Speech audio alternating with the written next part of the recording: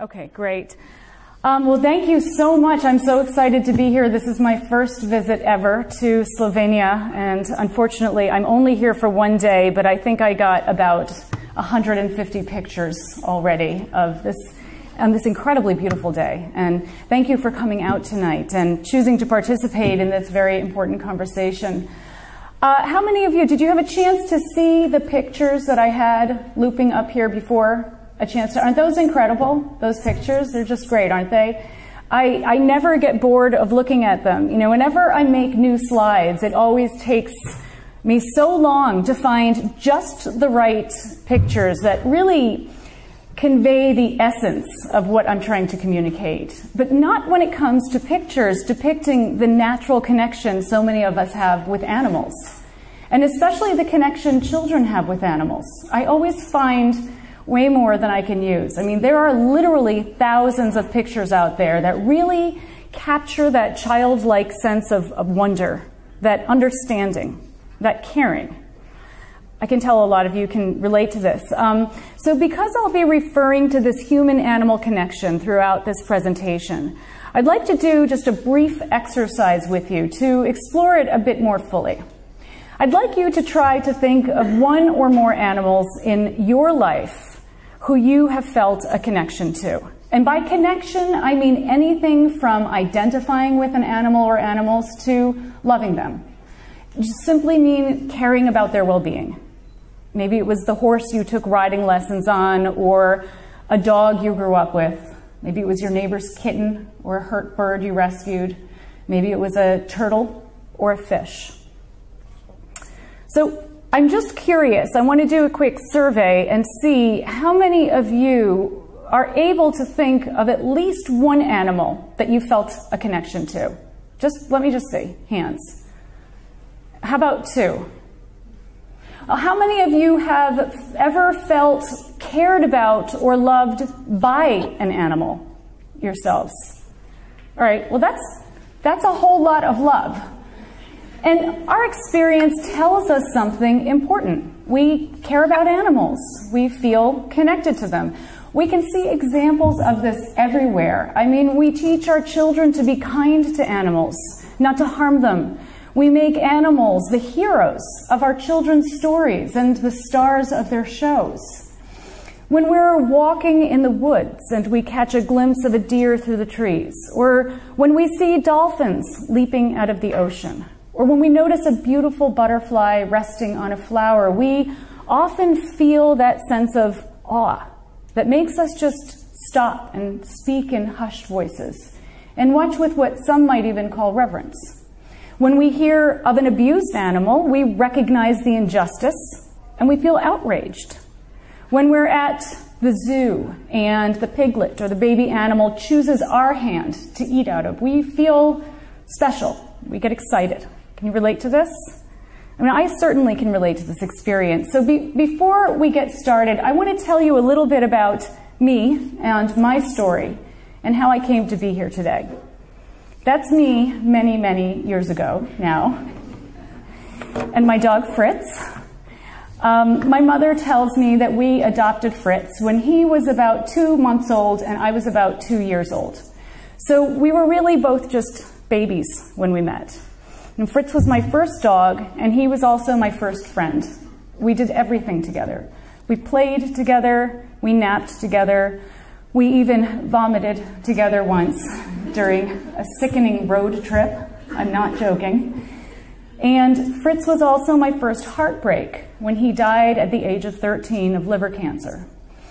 And what I didn't realize back then was that Fritz, or more accurately, my connection with Fritz, would become the catalyst for my life's work.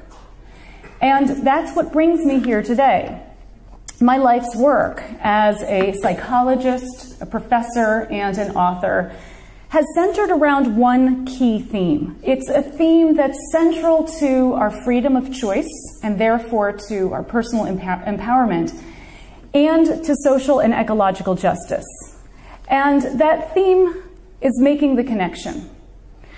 So I'm here to talk about our connection with other beings and with ourselves and with our core values, and about the invisible belief system, the ism, that disconnects us from these fundamental aspects of our lives.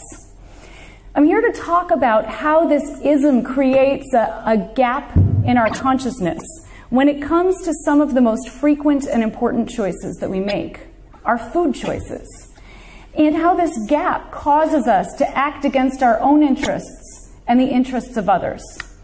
So I'm here with a goal, simply to raise awareness of this invisible ism, to promote personal empowerment and social and ecological justice. So this presentation will be in 3 parts. First, we will discuss the problem of the gap. What exactly is this gap in our consciousness, and how does it obstruct our freedom of choice? Next, we will discuss the underpinnings of the gap. What causes and maintains this gap that guides our food choices, and what are the consequences of our choices on ourselves and our world? And how does this gap reflect an ism that is actually a social justice issue? And finally, because everybody likes a happy ending, including me, we will discuss the solution to the gap. How can we resolve this gap in our consciousness to make more empowered and just choices? And how can we work to transform this ism that is interconnected with so many of the other isms? So let's get started. What is this gap I've been talking about? To explain the gap, I want to do a quick exercise with you. I'd like you to imagine that you are a guest at a dinner party, and the host is famous for her homemade pasta and meatballs, and she serves you a dish that looks like this. I'd like you to consider whether you would find this delicious or disgusting. Now, for those of you who would find this delicious, I'd like you to imagine that you find it so delicious that you ask your host for her recipe. And flattered, she replies, well, the secret is in the meat. You need to start out with 3 pounds of extra lean golden retriever. How many of you would find, this is my favorite part of the presentation, how many of you would find this delicious? I love the expressions on people's faces. There's usually 1, 2 in the audience. Okay, well, would you pick out the golden retriever and just eat the pasta and sauce around it? No? Take a moment to reflect on your thoughts and feelings. I mean, chances are what you thought of just moments ago as food, you now think of as a dead animal. And what you just felt was delicious, you now feel is disgusting. Chances are your experience of the meat dramatically changed, even though nothing about the meat itself actually changed. So what is it then that changed? What changed was your perception of the meat.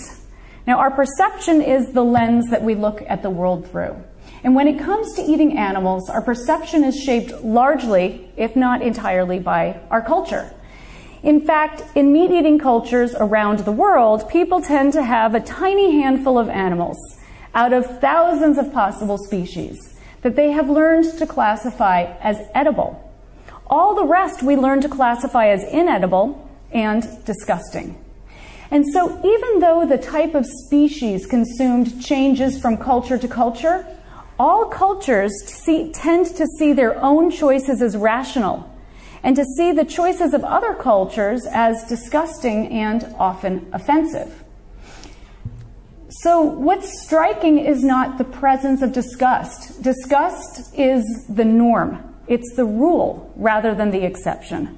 What's striking is the absence of disgust.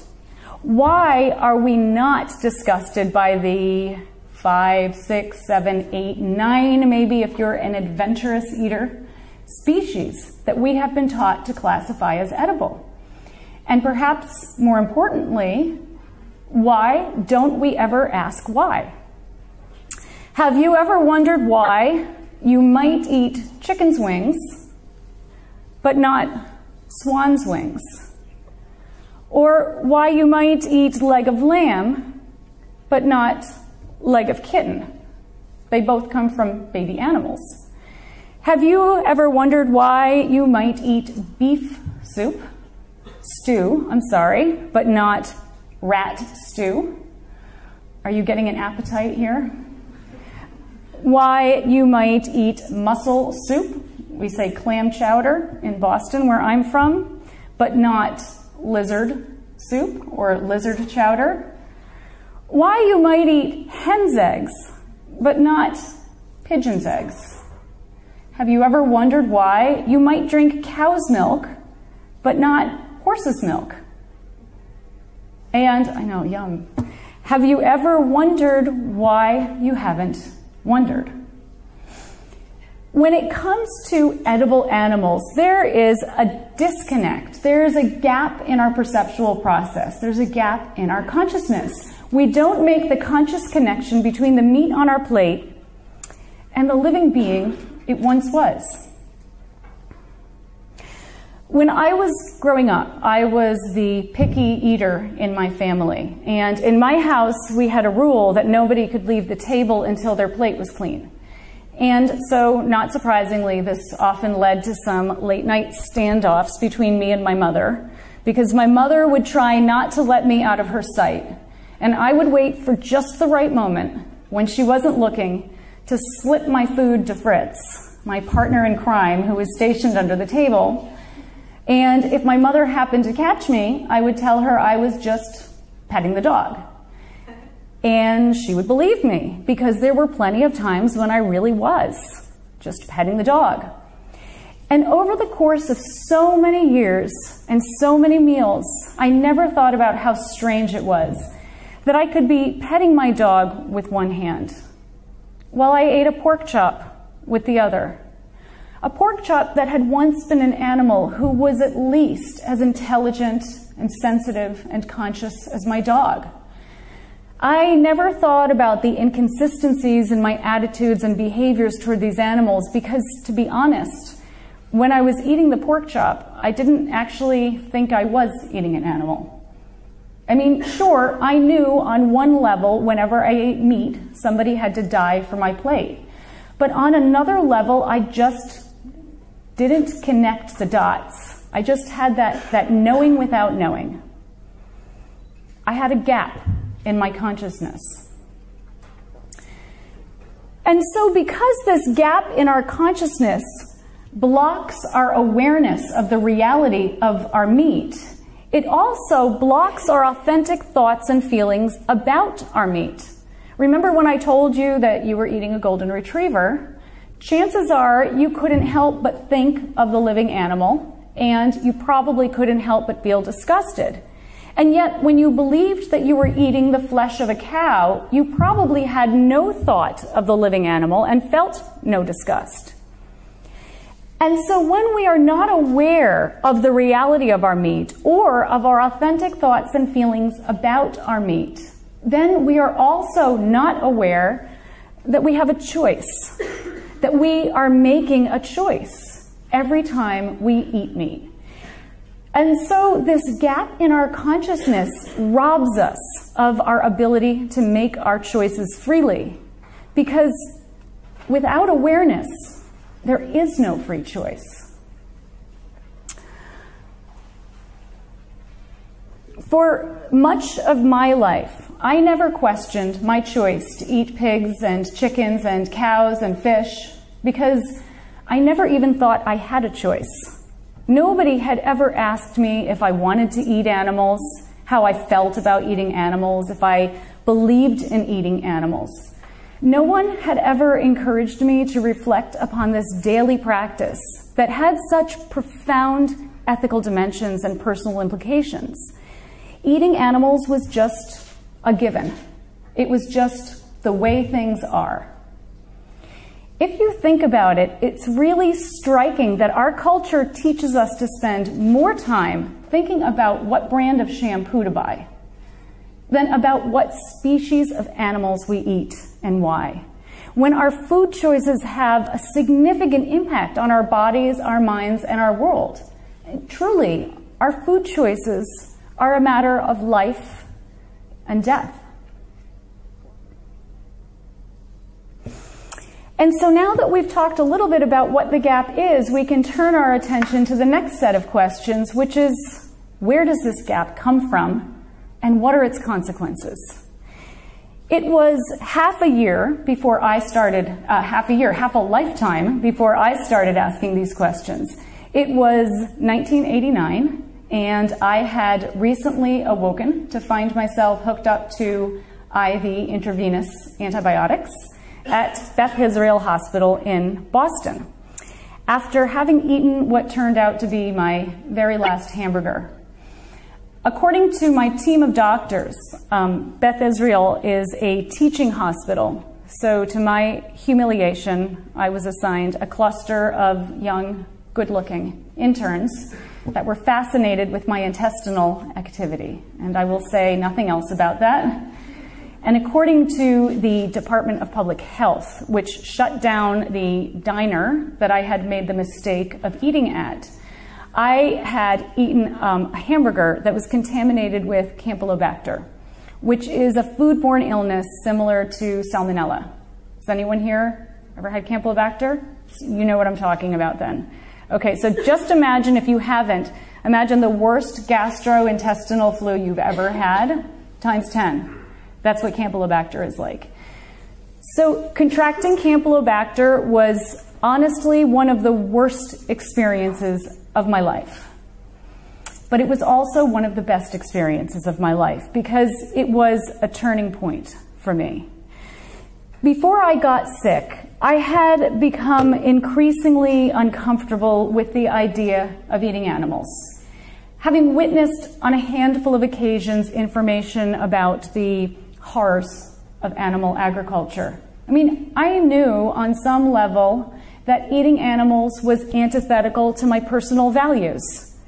Like most people, I cared about animals, and I didn't want them to suffer, especially when that suffering was so intensive and so completely unnecessary.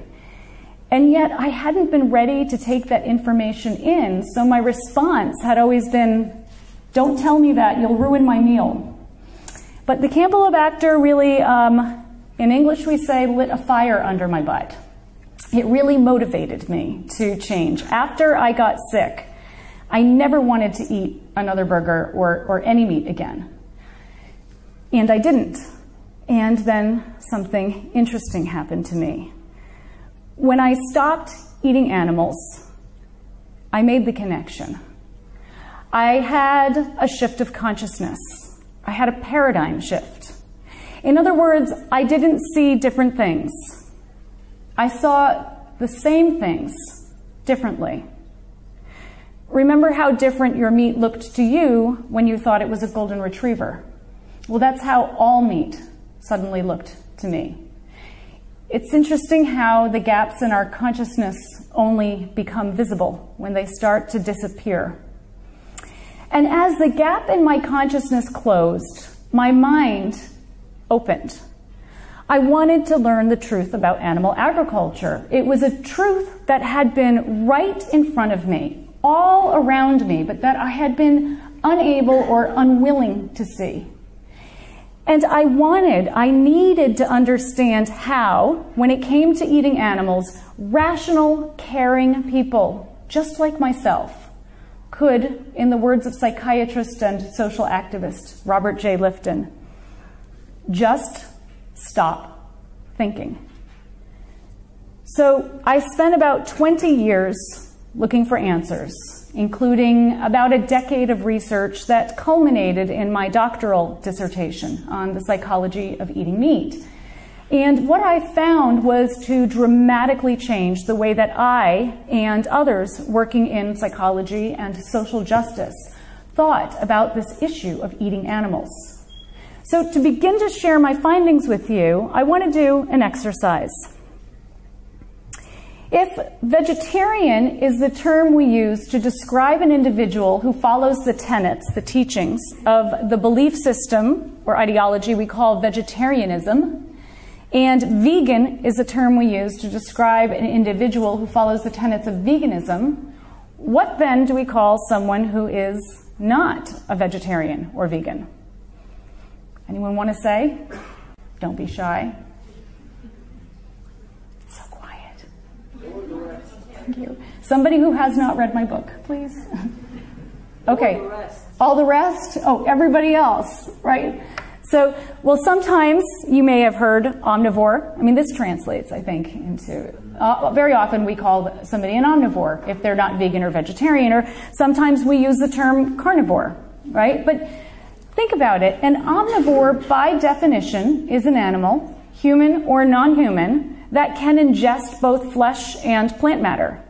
And a carnivore is an animal that needs to ingest flesh in order to survive. Both omnivore and carnivore describe one's biological predisposition, not one's ideological choice.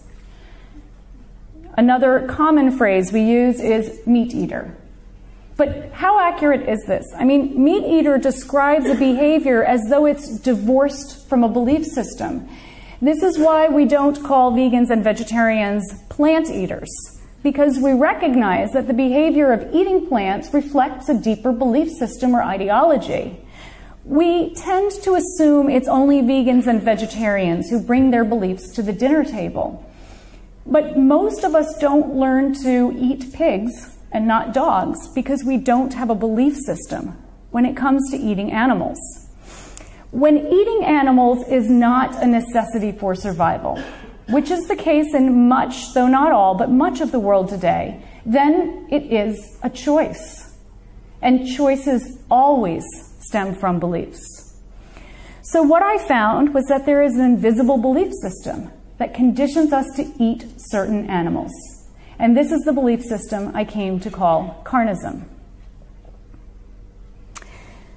Now, carnism is a special kind of belief system or ideology. It is a dominant ideology. That means it's invisible, it's entrenched, it shapes norms, laws, beliefs, behaviors, etc. And it's also a violent ideology. It's literally organized around violence. Meat cannot be procured without killing. And dominant violent ideologies, such as carnism, need to use a set of social and psychological defense mechanisms to enable humane people to participate in inhumane practices without fully realizing what they're doing. In other words, carnism teaches us how not to feel. Now, the primary defense of carnism is denial. If we deny there's a problem in the first place, then we don't have to do anything about it. Denial is expressed largely through invisibility. One way that carnism remains invisible is by remaining unnamed. If we don't name it, then we can't even think about it. We can't question it and we can't challenge it. The invisibility of carnism is why eating animals appears to be a given rather than a choice. But carnism also keeps its victims out of sight and therefore conveniently out of public consciousness. And as social critic, author, and ecofeminist Carol J. Adams tells us, if the problem is invisible, then there will be ethical invisibility. Now, carnism is an entire system of victimization. It victimizes all of us in different ways. But before we talk about the invisible victims of carnism, I want to do an exercise with you to give you a sense of the power and scope of invisibility. 124,000 farmed animals are killed globally every what? And this, by the way, is land animals. This does not include fish and sea creatures, which are killed, but they're measured in pounds rather than individuals. Month? Week? 124,000? It's a lot. Day? Any days? Good. Diversity is good. Thank you. Okay. Hour? Minute?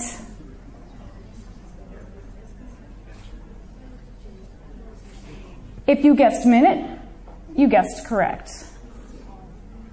That adds up to approximately 65 billion land animals per year. So in the time it took us to do this exercise, 124,000 animals were slaughtered.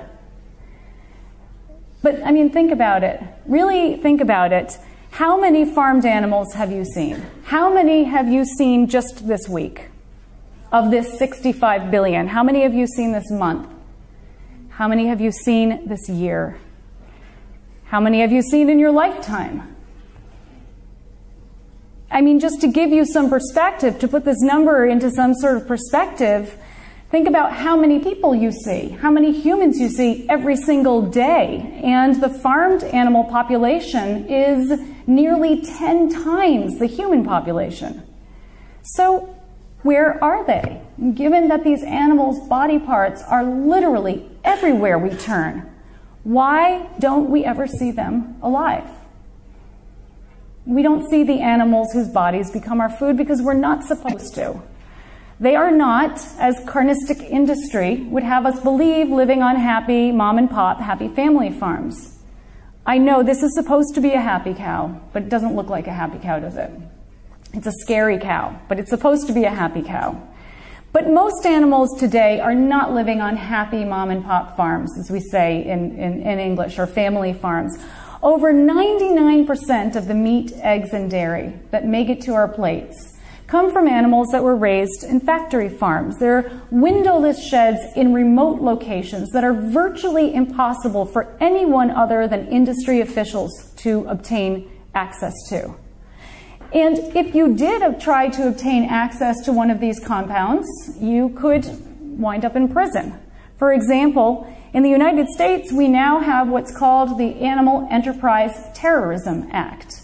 This is a piece of legislation that is, similar pieces of legislation are being passed in countries around the world today. Dara Lovitz, attorney and author of the book Muzzling a Movement, explains about the AETA that it states that one has committed the federal crime of terrorism if they engage in any activity that may reduce the profits of an animal enterprise. And she says the AETA and legislation similar to this is fundamentally unconstitutional as it violates activists' right to free speech. In the United States, we refer to these new sets of laws as ag-gag laws, agribusiness laws that prevent people from exposing any part of the practice of animal agriculture. So who are these individuals that carnistic industry tries so hard to hide from us? Well, I'm going to share a short video clip with you, narrated by animal behaviorist Jonathan Balcombe, who's the author of over 40 scientific papers and 4 books on animal consciousness. And this gives us a rare glimpse into their inner lives.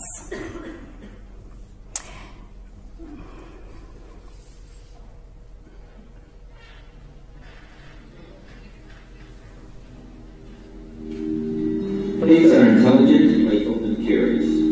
Like us, they are also natural pleasure seekers. I often kneel down next to one of the adult pigs, maybe Fern or Rosie, lazing in the thick hay of their barn at Poplar Spring Animal Sanctuary. I scratch their heads and stroke their ears to let them know I'm a nice guy. Then I start to rub their belly. More often than not, the pig will make an effort to reposition him or herself, shifting several hundred pounds of weight to expose more of the belly for scratching and rubbing. This simple act says, that feels good. Sometimes they grunt with satisfaction. Their bellies are warm and very soft, and it's almost as much fun to administer the belly rub as it is to receive it. Almost. Cows form a strong emotional bond with their calves. For example, shortly after graduating from Cornell University Veterinary School, Dr. Holly Cheever was called out to a busy dairy when the cow mysteriously stopped producing milk. The cow had recently delivered her 5th baby out of the pasture. As was usual dairy farm practice, her calf was taken away as soon as she returned to the milking barn. Normally, a milked cow will produce over 12 gallons per day, but this cow always returned for the evening milking with an empty udder. Dr. Cheever couldn't figure out what was going on, but on the 11th day, the farmer called to say he had followed the cow out into the fields, where he discovered she had produced twins. Having lost 4 previous babies, the mother cow had made a Sophie's choice, returning one of her precious children and keeping the other in the woods at the pasture's edge. Cheever pleaded with the farmer to let the cow keep her twin calf, but he was sent off to a guilt rape. This incident invokes a cow's painful memory of earlier loss and a level of complex reason few would attribute to a cow. Chickens and turkeys are social species with well-developed vocabularies and calls.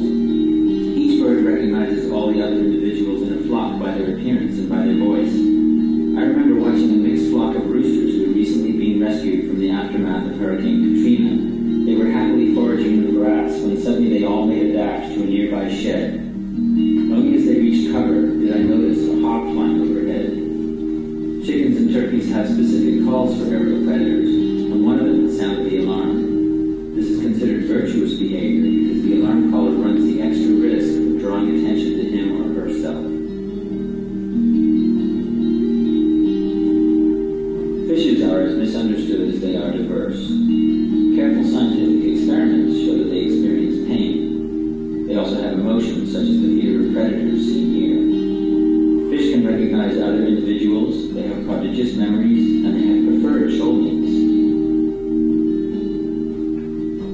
Lobsters and crabs also show the experience of pain. Some crabs will refuse to accept food and eventually die after one of their claws is twisted off.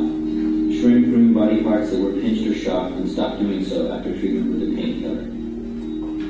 Though we're still unraveling the mysteries of animal minds, there is no doubt that animals think and feel, and that they have rich emotional and social lives.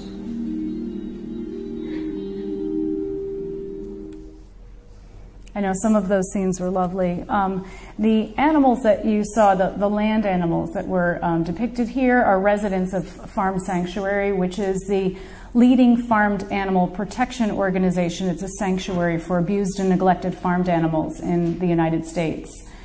Unfortunately, though, of course, Farm Sanctuary is home to only a tiny minority of farmed animals in the world today. So in just a moment, I'm going to show another short video, 4-minute video, that gives a rare glimpse into the lives of the 99%. Now, this video that I'm going to show is distressing to witness, and I want to remind you that my goal here today is not to distress you, but to raise awareness. And to do that, I have to make the invisible visible.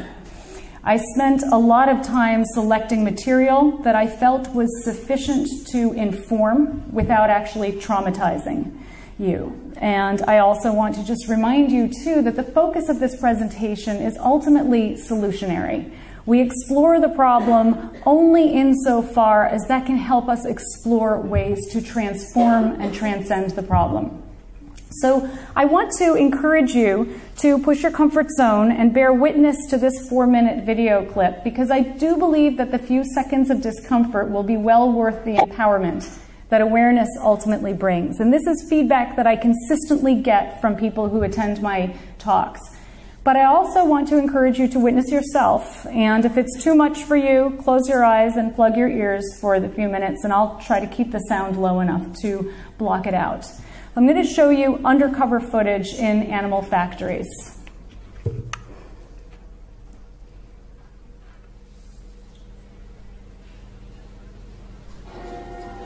Mother sows are locked in narrow metal stalls barely larger than their own bodies. Soon after birth, piglets are castrated by workers who cut into their skin and rip out their testicles. Next, the workers chop off their tails. Both of these painful procedures are nearly always done without anesthesia. Others are killed by being slammed headfirst into the ground.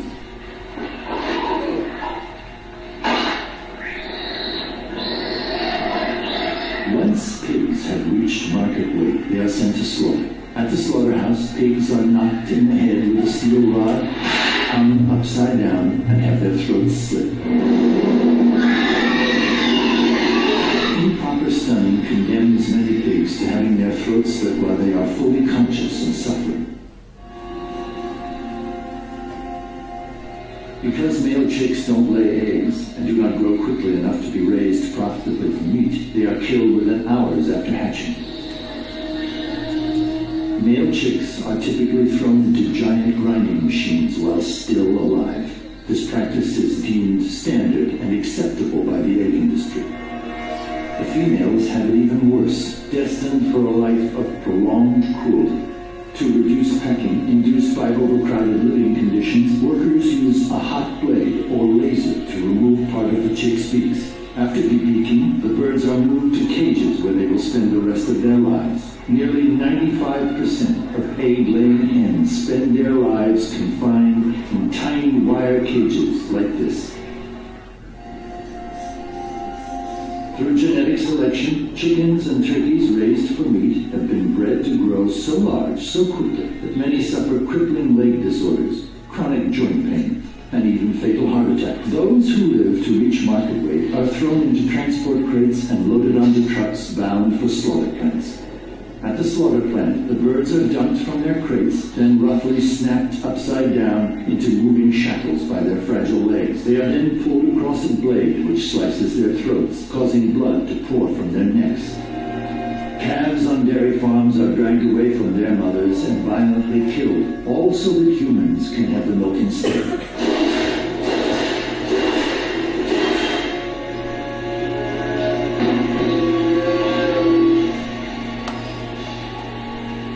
The majority of today's dairy cows are confined on factory farms.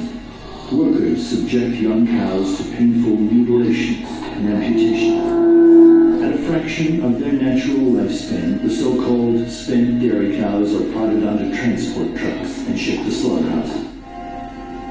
Unreliable stunning practices at the slaughterhouse condemn many cattle to having their throats cut, and their limbs hacked off while still alive and conscious. Undercover investigations at kosher slaughterhouses in the United States have documented the routine practice of cutting open the throats of fully aware and alert cattle.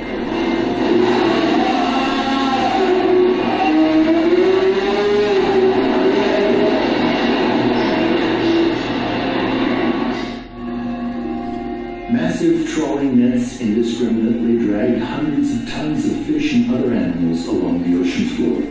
They are then tossed on board where the surviving fish either suffocate or are crushed to death. Others are still alive when they are hacked apart on these floating slaughterhouses. Like factory-farmed animals on land, farm-raised fish are crowded by the tens of thousands in small, disease and excrement-ridden areas for their entire lives. When fish reach market weight, they are loaded onto tanker trucks and shipped to slaughter, where common killing methods include slow suffocation.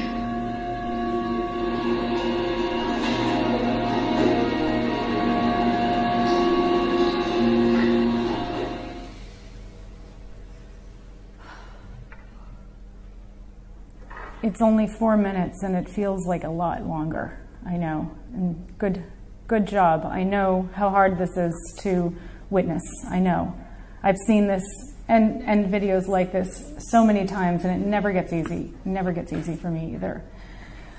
I want to just remind you that much of what you have seen here are standard industry practices that apply to so-called organic and free-range facilities as well. Whenever people see footage like this, they always ask me, Melanie, how is this legal? How is this legal? And I reply that not only is it legal, but there is an entire industrial complex organized around this kind of violence and slaughter. Animal agribusiness is a $125 billion per year industry in the United States alone. It's a multi-billion-dollar industry around the world. I mean, there are countless companies like this one selling an emasculator, a castrator, as though it were a nail clipper. In fact, if you wanted to buy your own castrator, you could even find one on eBay, believe it or not.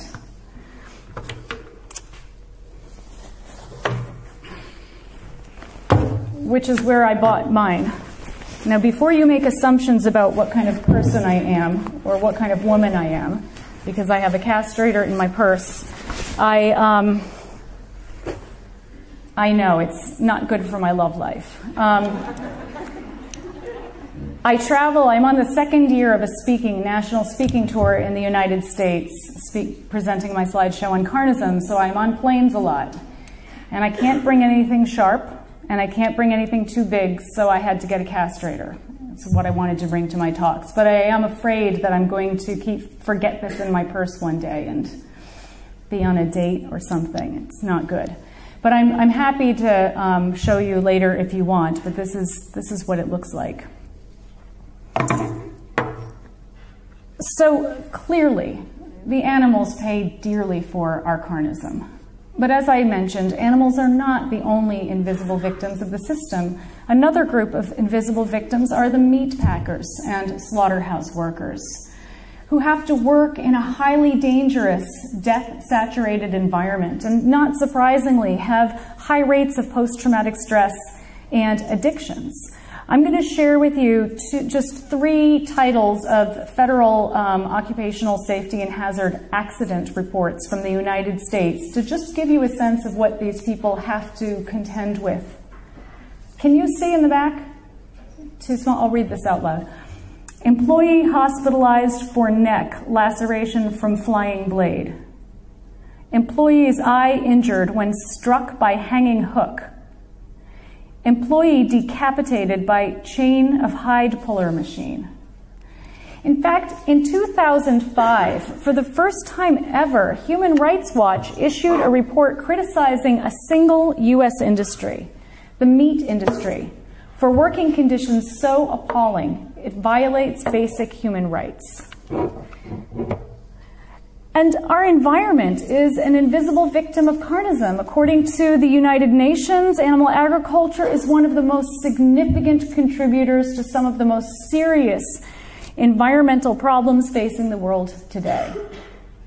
And finally, we are the invisible victims of carnism.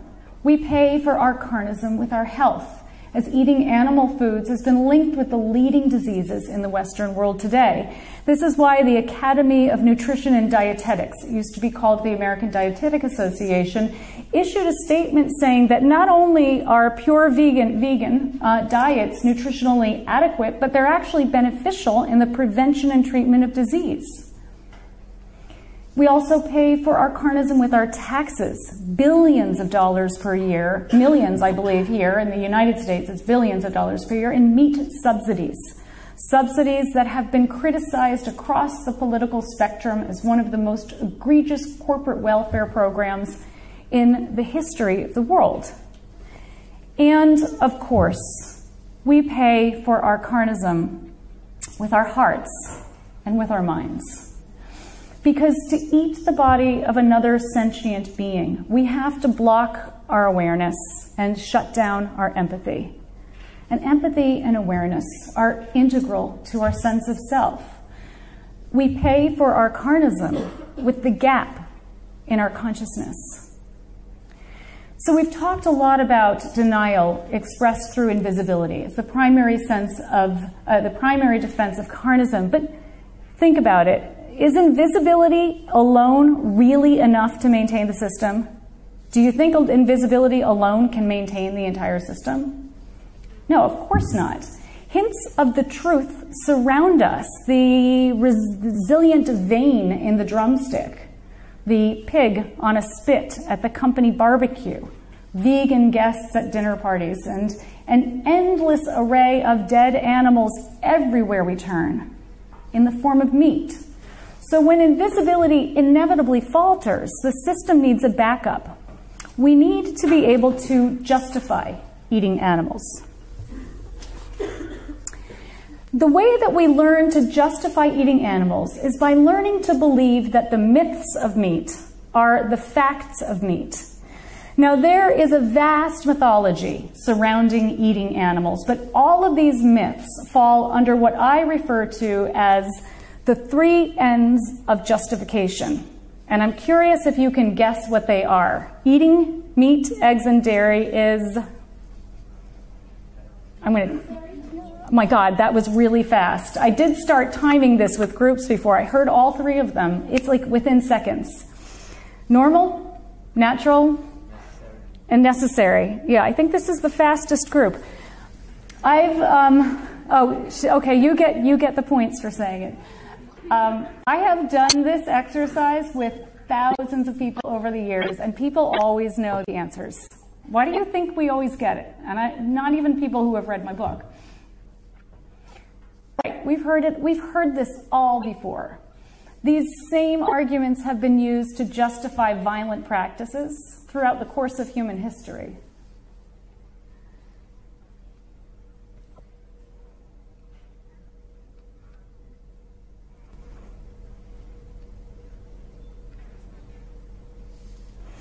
Now, let's just briefly look at each of these myths in turn. Eating meat is normal.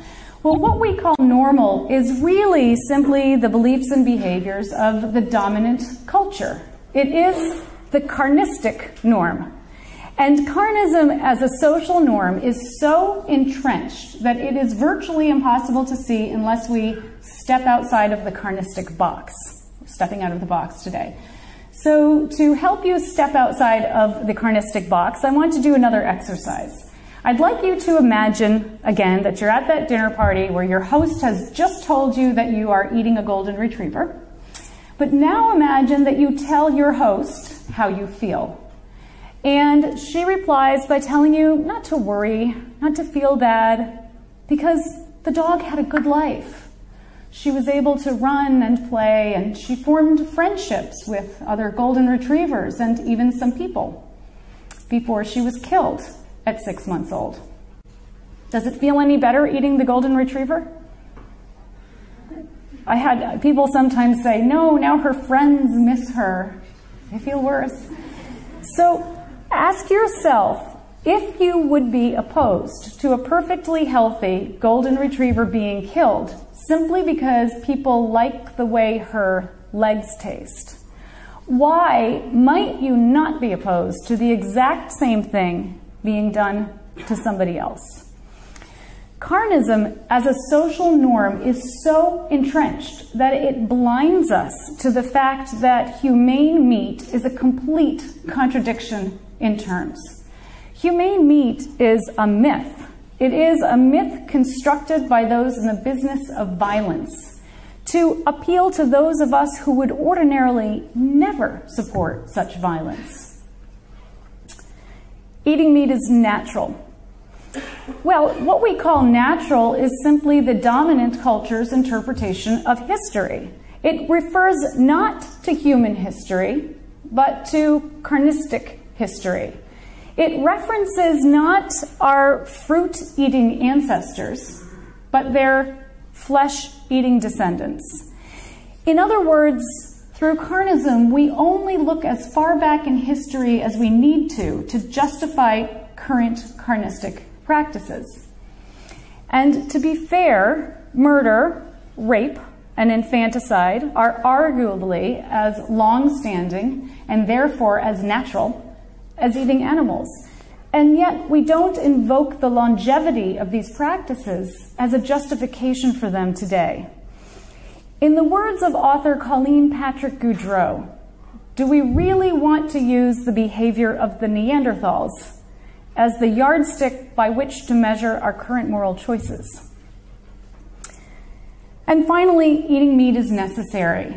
Well, what we call necessary is simply what is necessary to maintain the dominant culture, to maintain the carnistic status quo.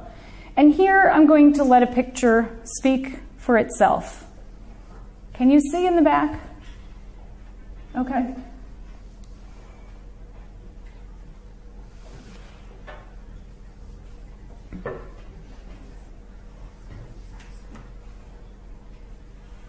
Get the idea.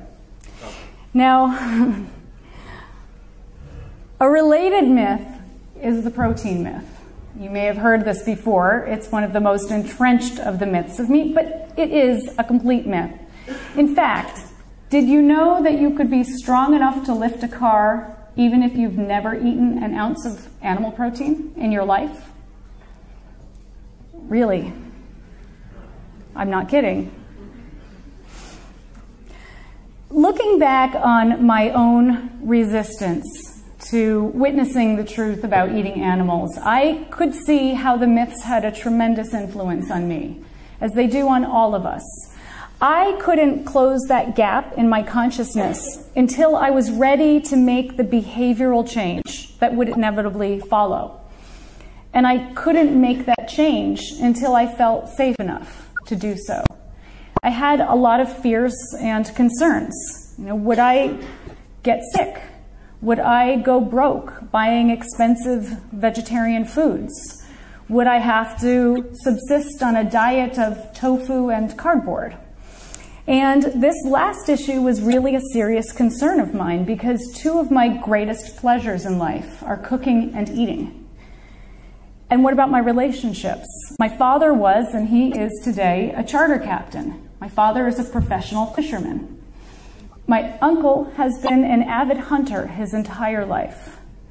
My Jewish stepmother made the best matzo ball soup this side of the equator. My Italian nana thrived on stuffing us full of her lasagna marinara. And my half-Lebanese mother served an Arabic lamb dish as the centerpiece of every special occasion. So what would happen if I rejected the traditions that bonded me to my family? What I didn't realize back then was that although change is always somewhat scary, and although changing ingrained behaviors is always somewhat challenging, that this kind of change would also be tremendously empowering. I didn't realize that I would be healthier today at 45 than I was when I was half my age, at 22 and a half. I didn't realize that I would be able to cook and eat even more abundantly. And I didn't realize that the deepest bonds with others are forged not through unquestioningly following the dictates of tradition, but by becoming the kind of person who practices authenticity and integrity, the cornerstones, the foundation of meaningful relationships. John F. Kennedy once said that belief in myths allows the comfort of opinion without the discomfort of thought. JFK did not underestimate the power of myths, and neither should we, because the myths of meat prevail despite overwhelming evidence to the contrary. And they prevail largely because the system is so entrenched. When a system is entrenched, that means it's embraced and maintained by all major social institutions, from the family to the state, that it's become self-perpetuating, as expressed in this quote from a 19th century French political economist. Can you see in the back, or should I read it? Read it? Okay. When plunder becomes a way of life for men and women living together in society, they create for themselves in the course of time, a legal system that authorizes it and a moral code that glorifies it. And when we are born into an entrenched system such as carnism, we inevitably absorb that system's logic as our own. In other words, we internalize carnism. We learn to look at the world through the lens of carnism. And carnism uses a set of defenses that distort our perceptions of meat and the animals we eat so we can feel comfortable enough to consume them.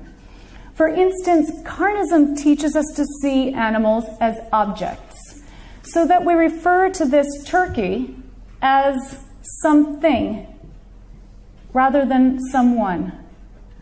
Or we call this little baby an it, a thing, rather than he or she.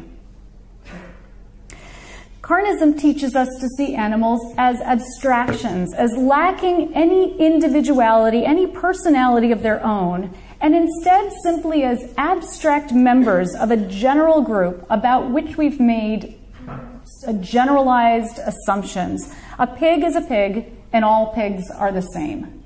And like other victims of violent ideologies, we give them numbers rather than names.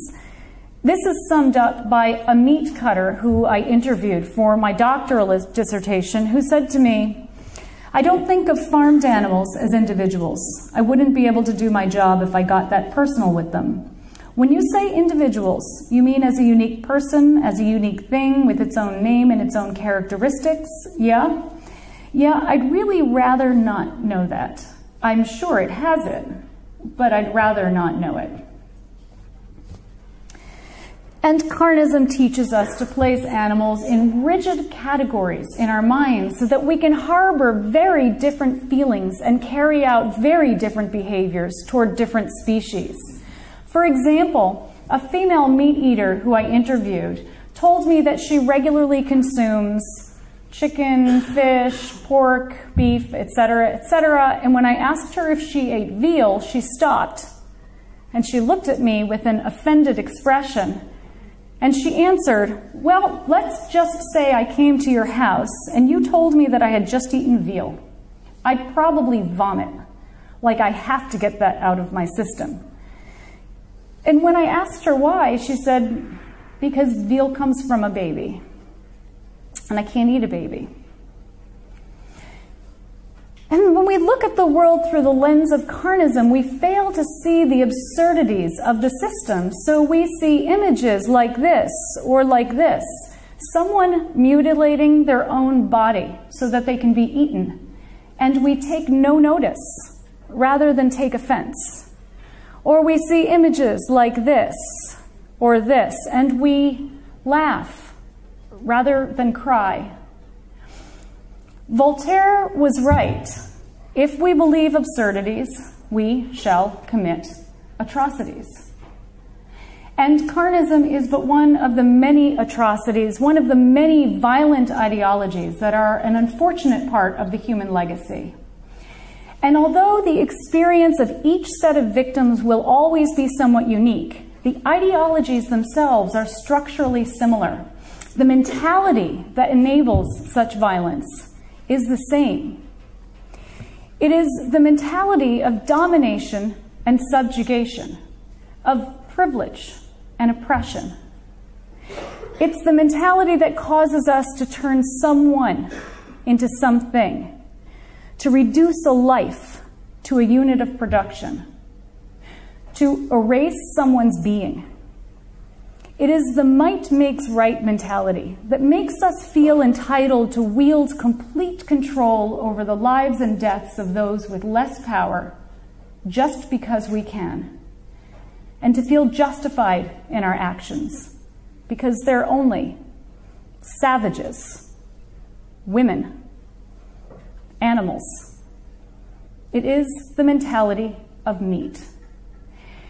And so if we fail to pick out the common threads that are woven through all violent ideologies, then we will be doomed to recreate atrocities in new forms. This is why it is critical that we incorporate all oppressive systems into our awareness, including carnism. Eating animals is not simply a matter of personal ethics. It is the inevitable end result of a deeply entrenched oppressivism. Eating animals is a social justice issue. Martin Luther King understood the ways in which oppressive systems reinforce one another. He wisely cautioned that injustice anywhere is a threat to justice everywhere. And the opposite is also true. Justice anywhere is a threat to injustice everywhere. And justice is not an abstract concept. Justice is a practice. It is a practice that can be carried out anywhere. On the streets of the nation's capital, sometimes in a courtroom, in a university. And we can also practice justice on our plates. And so this brings us to our final question.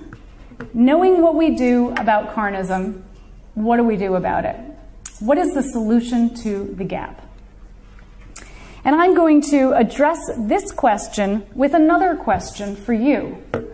Why do you think that we use carnistic defenses such as denial, avoidance, and justification in the first place?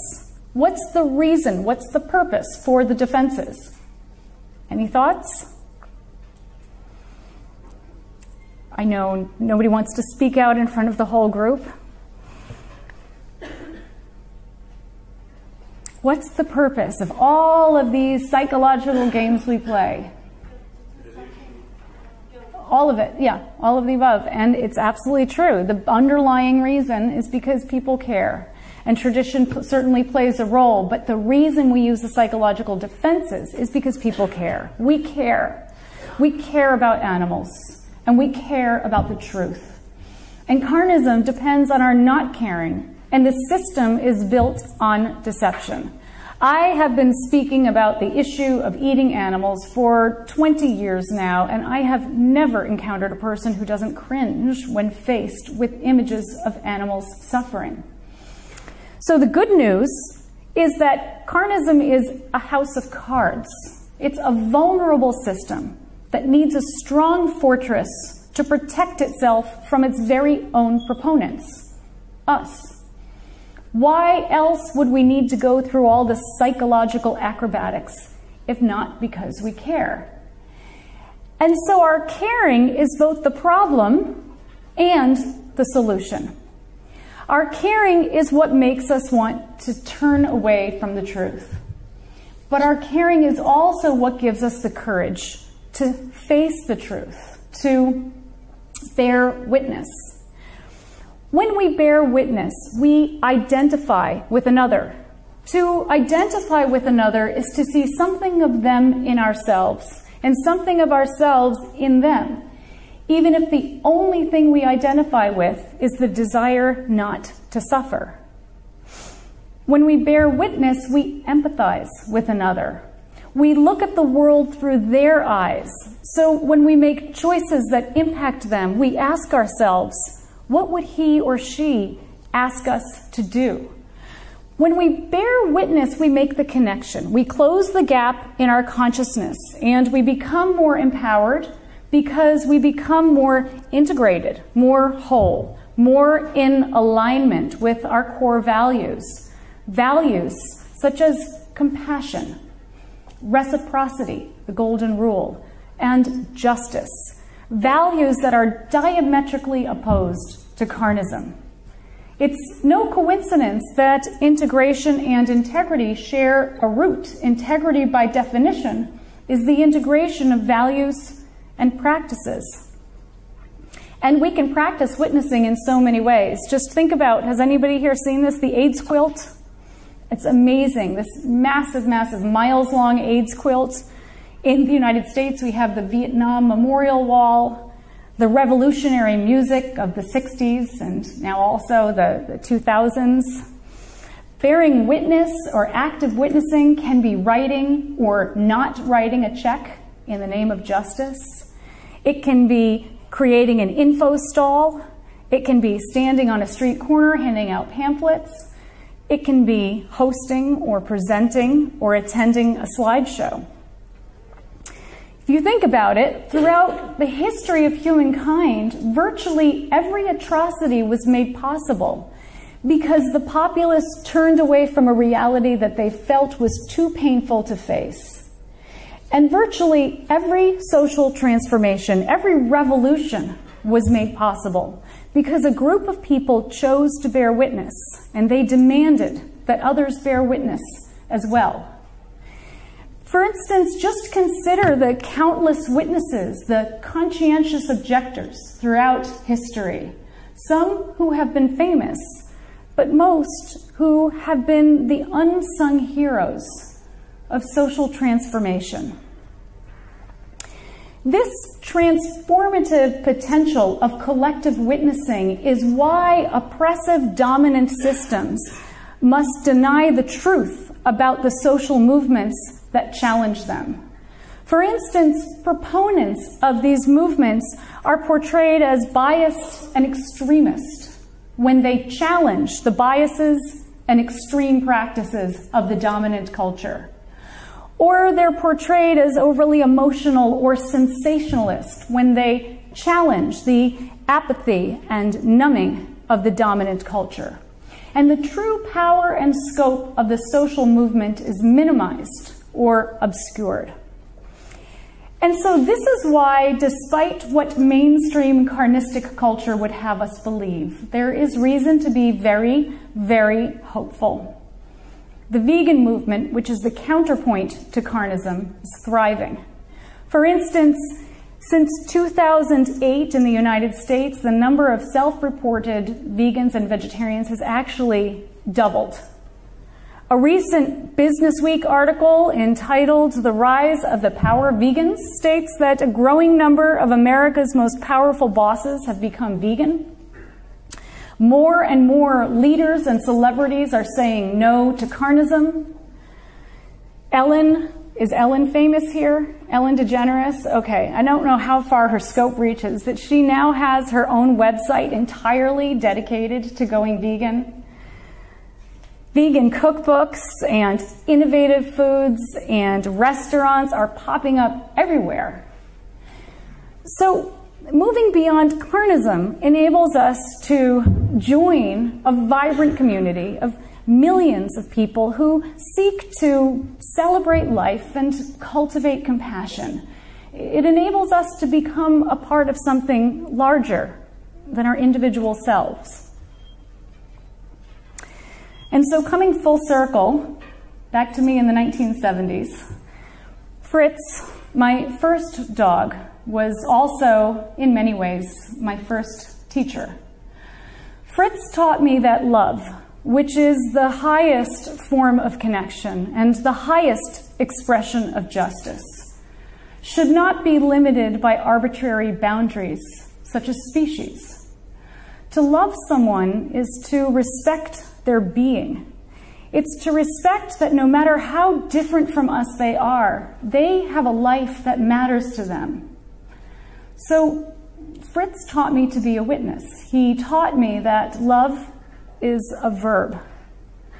And this is why the goal of the presentation today and the goal of my life's work has been to raise awareness of the violent system that is carnism, because for better or worse, we are all participants in this system. So our choice really is not whether we participate, but how we participate. And with awareness, we can choose to be active witnesses rather than passive bystanders. With awareness, we can practice justice and exercise love. With awareness, we can lead more authentic and freely chosen lives and truly become, as Gandhi said, the change that we wish to see. Thank you. Thank you.